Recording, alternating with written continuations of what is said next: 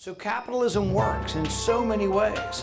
So if you want better health care, let's bring capitalism into it. Now people say, well, there wasn't capitalism or it wasn't working very well before Obamacare. You're right, but there wasn't much capitalism.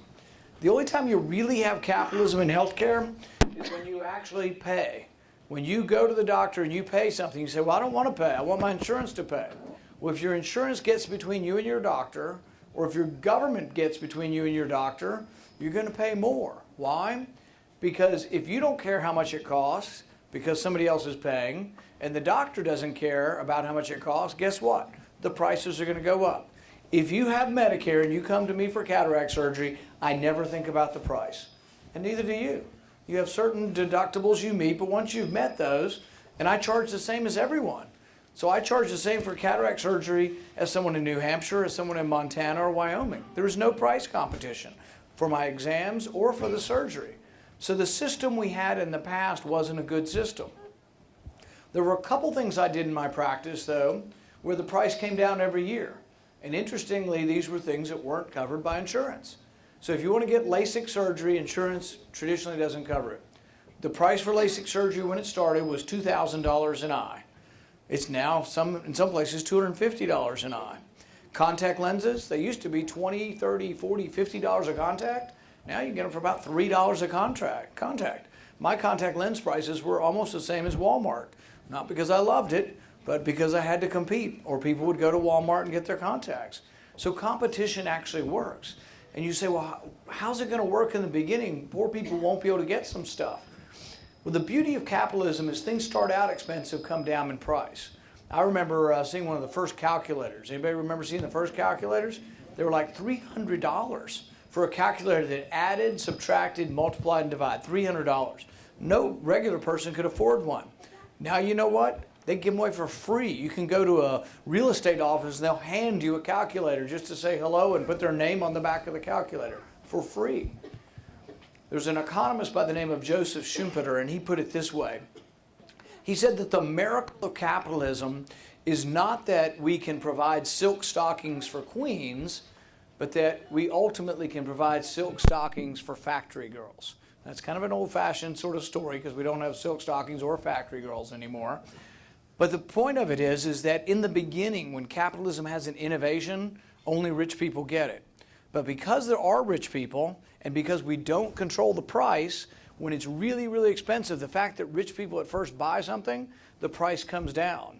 A Tesla. Not many of us can afford a Tesla, but if we still have competition, they keep making them, within a couple years, maybe the price comes down where everybody can afford one. Capitalism works. The system has allowed us to be the richest, the freest, and the most humanitarian nation ever known to man, without question. The poorest people in our country are richer than many of the middle class in other countries. And now that's not to say everybody's got it easy or that everybody's life is easy, but we compare our country to other countries. We have an amazing amount of wealth.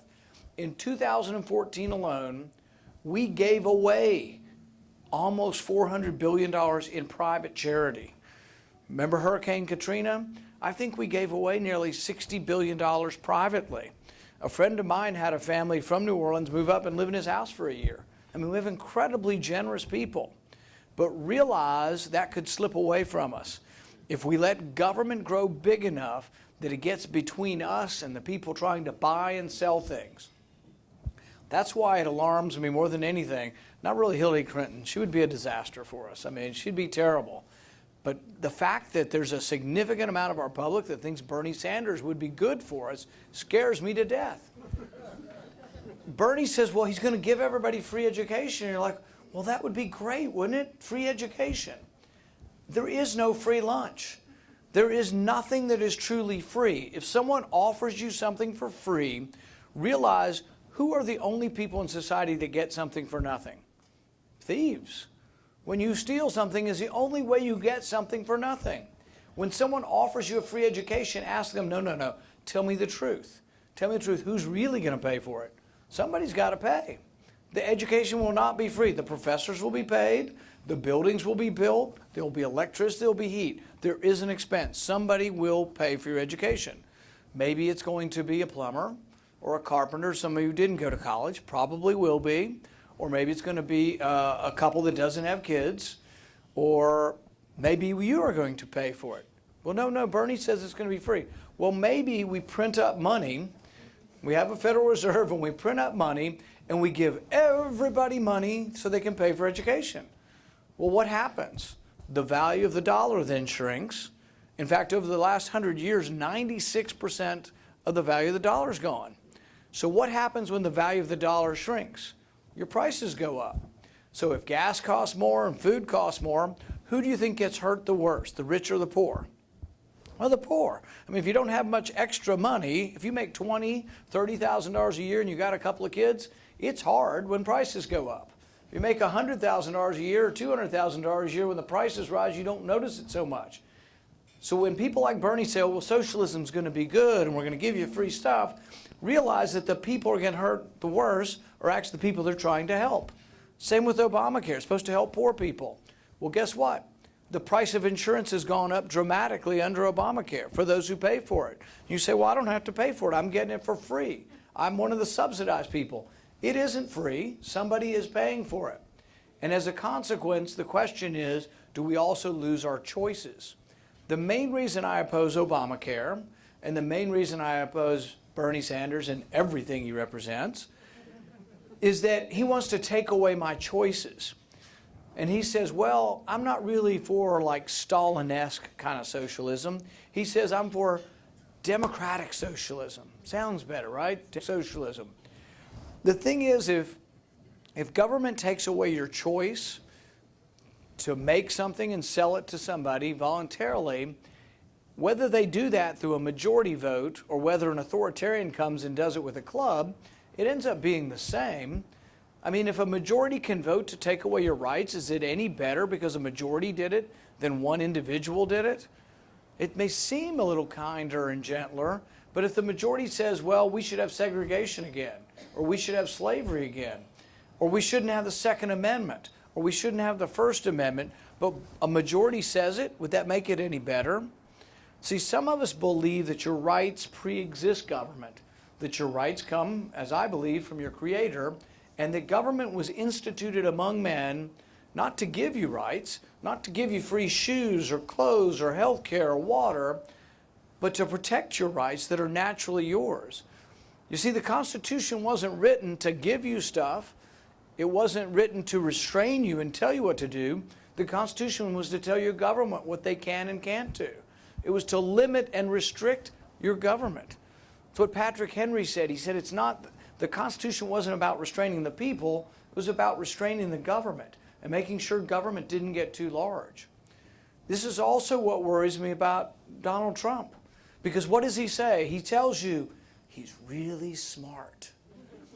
And if you ever ask him a question, he just points to his temple, and that's how he's going to figure it out. But the thing is the implication is that he is so rich, therefore he must be smart, and I'm not sure about the logic of that, but he is so rich that he must be very smart, but as a consequence, he will fix problems, and he is strong, and he is courageous, but the implication is you have to give him something. What are we going to have to give him so he can fix us, so we can fix the country and make it great again? He wants power. And so the thing is most of us, or many of us who are in the liberty movement, we're part of a movement that didn't just start yesterday. We're part of a movement that started probably at Runnymede in 1215 with the Magna Carta, with the barons coming together and saying to the king, we are going to restrict the power of the king. This is a movement of limited government that carried on, and when we separated from England, we kept that tradition, but we went one step further and said, we now no longer want a king. And then we said, well, you know what, we're going to have an executive, we're going to have a president, but we're going to put all of these bindings on the president. Jefferson referred to as the chains of the Constitution, because what we were going to do is make the power of the presidency confined by the Constitution. And this is a big deal, and this is one of the arguments that I think separates me from all of the other Republicans, but also from all the Democrats as well, is that the executive power is supposed to be narrowly confined by the Constitution. So when our founding fathers wrote the Constitution, they were very concerned about war because we'd been at war forever in Europe. One cousin fighting another cousin, fathers fighting sons, brothers fighting each other, brothers fighting uncles. And the common people were always fighting the war, but it always seemed to be about what you were doing for somebody who was related to somebody else who got to lord it over you. So we wrote the Constitution to restrict the power of the executive. And we said, and this is what Madison said that the Constitution supposes what history demonstrates, that the executive is most prone to war, therefore we gave the power to initiate war to the legislature. We divided it up among 535 people. Back then there were fewer, but now we have 100 senators and 435 congressmen. They have the power to initiate war. This is a big deal because our founding fathers didn't want us to always be at war. We've now been at war for 15 years. And when you ask them what is the justification for the current war, they will tell you, well, your representatives voted in 2001 for war. Well, we did, not me, but the people who were there did vote, and actually I would have supported it because we were attacked. I would have voted to go into Afghanistan to stop, punish, repel, and prevent the people from ever attacking us again. But that resolution that Congress voted on has nothing to do with the present.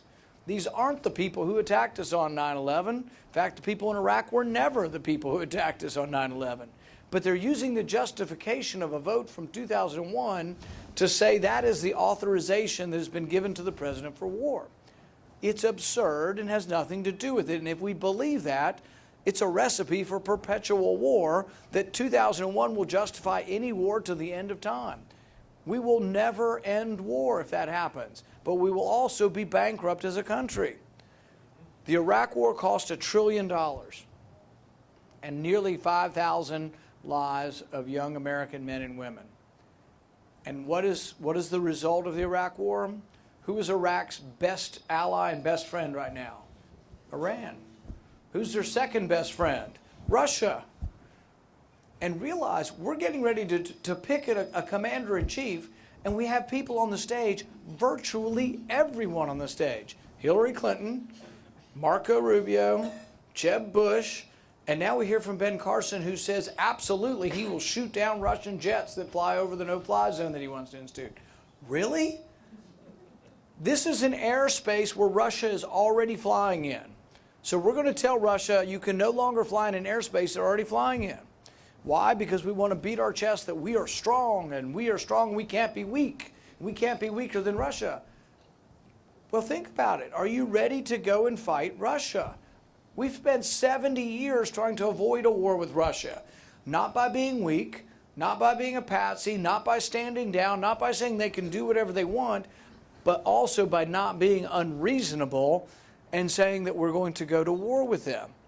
If you say you want a no-fly zone, Ben Carson needs to be asked, are you going to shoot them down? He was asked that today on the radio, and he said yes. You need to think long and hard about who we're going to choose and if you're ready for war. Now then the people say, well, are you going to do nothing, or are you just going to let ISIS kill everybody over there? I think there's an in-between solution. I don't think we need American boots on the ground, but I think we can amplify our allies in the region. What does that mean? Some people are willing to fight to the death who live there, the Kurds. Kurds actually are pro-American. They're not into the radical form of Islam, and I think it's a safe bet that we could help them to stop and repel ISIS. Turkey's our NATO ally. They should be doing more. The NATO alliance is supposed to be about when one is attacked, all is attacked, you're supposed to do. Turkey should be stepping up and doing more. Jordan's our ally. Jordan should be doing more. Iraq, for goodness sake, should be doing more. And some say, well, what about Russia and Iran? Well, the thing is, we can't really stop them. And sometimes you end up having allies that if you have the same sort of end goal, that you will work with. In World War II, we somehow thought that Hitler was worse than Stalin. Stalin turned out to be maybe just as bad or worse, but for a while, we did work with Russia in World War II against Hitler. So the thing is that we need to see the world as it is. And this is a big difference in general philosophy. Many people say, well, we want to make, this is sort of the neoconservative philosophy, we want to make the world safe for democracy. It's sort of the Wilsonian democracy as extended and carried forward by the neoconservatives. They want to make the world safe for democracy. They want to extend freedom and democracy. Well, it sounds good, But these people have never known freedom or democracy. See, we have a tradition that goes back to the Magna Carta of wanting to limit government and of representative government. When our revolution came about, we actually kept stable government throughout the revolution. The House of Burgess met. I think in New Hampshire, you were meeting throughout the revolution. You never lost your representation in your bodies of government locally. They've never had that in the Middle East. They've been from one despot to the next. And so when they get rid of despotism and we say, well, we're giving you democracy, they choose some sort of radical theocracy. They choose some sort of form of radical Islam that is intolerant to all others. So maybe we ought to rethink whether toppling secular dictators is in our best interest. I actually think that if we can learn one thing from the last 20 or 30 years in the Middle East, it's that every time we've toppled a secular dictator, we've gotten chaos, the rise of radical Islam, and we're worse off. Look at Libya. Hillary's war in Libya, did it make us better? Did it make us more safe? Did it make the region more stable? No, we got rid of Gaddafi, but what do we have now? We have a failed state.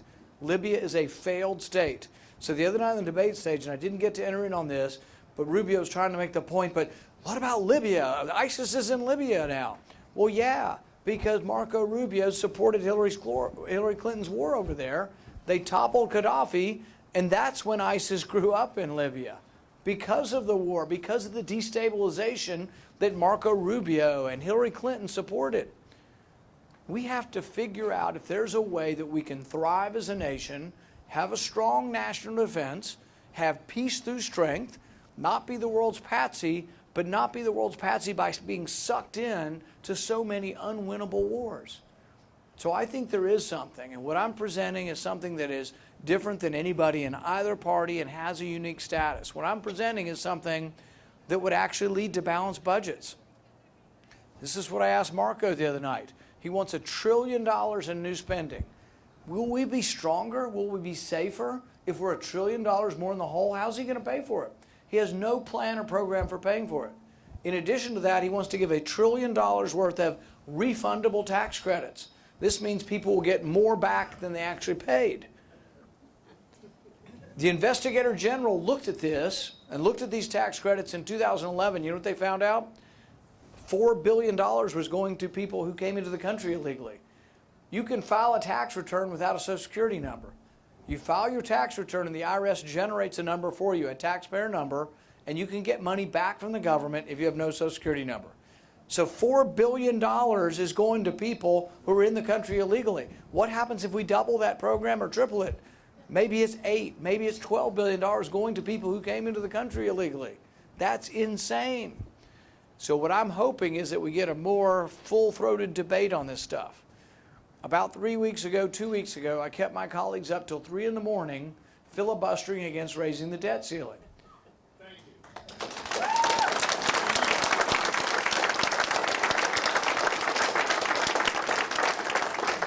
But what disappoints me is that it's my party and the Democrat Party. It isn't just the Democrats doing this to us. It's both parties. Why? Because members of my party want more money for military, regardless of how much debt it costs, and then the left wants more money for welfare. But you know what happens? They scratch each other's back and they both get what they want. So we raise the debt ceiling and we raise the limits on both, military and domestic. That's the trade-off. People say, you guys don't get along? We get along too well. The right and left come together and they spend money on both of their sacred cows. The compromise should be the opposite. I do believe in a strong national defense, but I don't want to bankrupt the country. The left thinks it's humanitarian to have more welfare. What has to happen? Both have to be less instead of both more. But I fear what it's doing to the country. We are borrowing $1 million a minute, and I think the time has come when we're going to have to choose. We're going to have to choose whether or not we can continue to borrow money for the military, continue to borrow money for welfare, whether we can continue to borrow money for everything. And I think the time's come where we're going to have to take a stand. My candidacy gives you a chance to take a stand. I hope you'll stand with me. Thank you very much for coming out tonight.